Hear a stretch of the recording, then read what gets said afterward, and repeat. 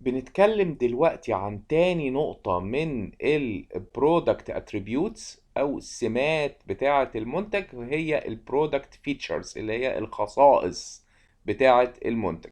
النقطة الأولانية كانت ال Product Quality، وشرحنا يعني إيه Quality وإيه هو مفهوم ال Quality، وإيه الفرق بين ال Performance وال Conformance ليفلز من اللي هو مستوى الاداء بتاع المنتج، ومستوى الاستمراريه بتاعه الكواليتي للمنتج. ده كان خاص بالكواليتي. تاني حاجه جوه البرودكت اتريبيوتس هي البرودكت فيتشرز.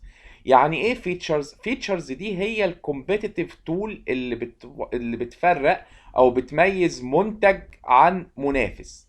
بمعنى ايه خصائص المنتج، ايه تفاصيل المنتج، ايه جواه، عبارة عن ايه، بيقدم لي ايه، اللي انت بتطلع منها الكومبيتيتيف ادفانتج او المميزات التنافسية، زي ما كنا ايام ما كنا بنتكلم على البوزيشننج.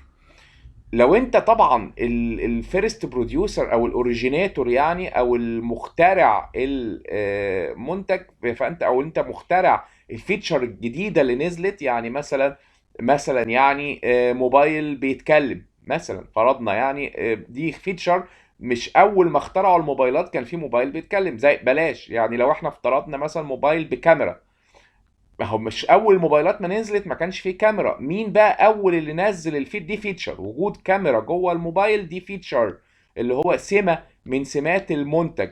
طبعا المنتج ما ظهرش اول ما ظهر بالكاميرا، هو ظهر موبايلات عادية من غير كاميرا وكانت بدائية، بعد كده اتحط عليها كاميرا. اول منتج بقى واول براند نزل البرودكت بتاعه بكاميرا، ده طبعا استفاد بشكل كبير وقدر ايامها انه ينافس بشكل كبير جدا.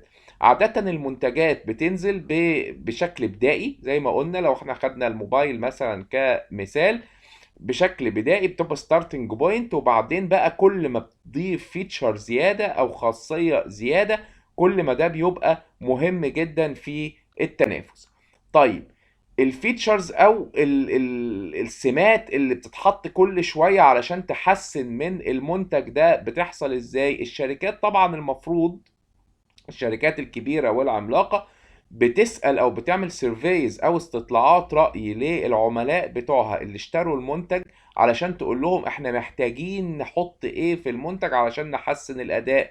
انتوا شايفين ايه اللي ممكن نضيفه علشان أداء المنتج يكون أفضل؟ ايه السمات أو الصفات اللي ممكن لو حطيناها في المنتج ده تكون أدائها أحسن؟ دي دايما هنا ده بيجي، أو ده الطريق الأساسي ليه ان المنتجات تفضل تضيف فيتشرز او سمات او صفات ليها بشكل مستمر.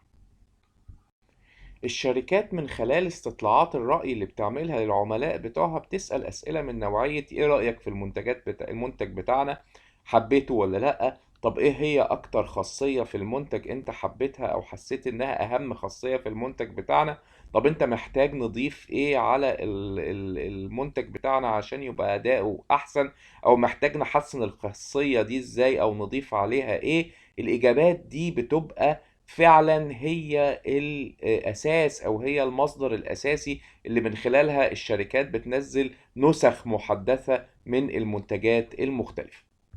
ولازم قبل ما الشركة بتضيف خاصية معينة بتوازن او بتقيم الفاليو بتاعت الخاصية دي للكاستمر اجينست او قصاد الكوست او التكلفه بتاعت اضافه الخاصيه دي على الشركه. هو مش مجرد ان هو الكاستمر حلم بحاجه فهو هيضيفها. يعني الكاستمر ممكن يحلم بحاجات مش منطقيه، يعني يقول لك مثلا يا سلام لو تعملوا الموبايل ده ذهب، او مثلا تخلوه يقع على الارض ما يتكسرش خالص او كده. ما دي كلها طبعا اي كاستمر في الدنيا او اي عميل بيحلم ان المنتج بتاعه يكون كده. انما لو انا عملت كشركة استجبت مسعر المنتج هيبقى رهيب، لان تكلفة الحاجة دي على الشركة هتبقى رهيبة، فبالتالي مش هيبقى منطقية. فبالتالي في ربط او في ارتباط كبير جدا ما بين خاصية المنتج او الخصائص بتاعة المنتج او البرودكت فيتشرز، وما بين الكوست او التكلفة اللي الشركات بتتحملها علشان